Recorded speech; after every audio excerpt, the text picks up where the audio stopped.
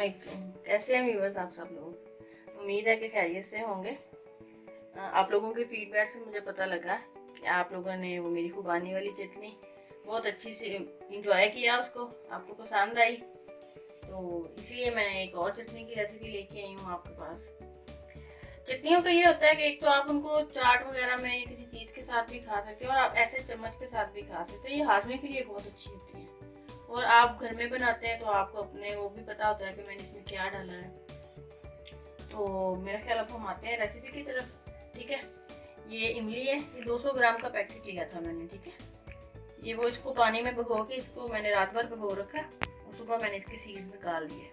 ठीक है, ये कुटा हुआ जीरा है, भुना नहीं है, सिर्फ कुटा हुआ जीरा है 1 टीस्पून। ये सुरख मिर्च है 1 टीस्पून।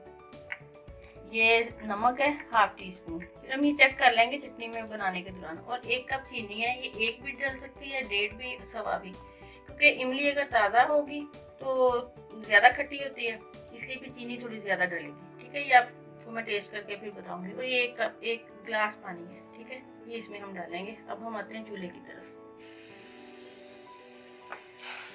ये हमने इसको चूल्हे पर चढ़ा दिया गिलास पानी का डाल के। ठीक है, इसके अंदर सारा कुछ अभी जाएगा। ठीक है, ये देखिए, ये 1 कप चीनी डाल दी मैंने और मिक्स करेंगे। और ये सारे अपने नमक मिर्च मसाले थे वो डाल दिए। ठीक है, इसको हल्की आंच पे हमने पकाना है और इतना पकाना है कि बस ये थोड़ी गाढ़ी हो जाए और इसके ऊपर शाइन आ जाए। जब ये 1-2 दफ़ा उबल जाएगी, उबाल आ जाएंगे इसमें 1-2, तब हम इसकी नमक मिर्च वगैरह चेक कर लेंगे। ठीक है, चीनी बाकी देखते हैं, अगर इसमें कम हुई तो फिर और डालते हैं। ये कम लगी है क्योंकि इमली मेरी बहुत फ्रेश थी, तो ये मैंने आधा कप और चीनी डाली है बस। बाकी नमक मिर्च वगैरह वही बिल्कुल परफेक्ट है। अभी इसने पकना है, तकरीबन 15-20 मिनट लग जाने हैं इसको। ठीक है, ये देखिए इसमें शाइन एक आ रही है ना, बस ये अभी थोड़ी देर पकाएंगे, फिर मैं आपको ये देखें व्यूअर, ये हमारी चटनी जो है बिल्कुल रेडी हो गई है।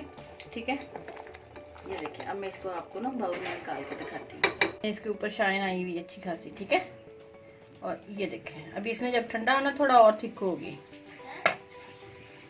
ये इसकी फाइनल लुक है। ये देखें इसके ऊपर शाइन आया है।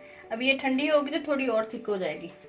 इसको भी आपने ठंडा बिल्कुल रूम टेम्परेचर पर ला के फिर इसको इस तरह के किसी भी जार में, प्लास्टिक के जार में आपने डाल के तो इसको फ्रिज में रखना है। ये 1 साल तक ख़राब नहीं होगी।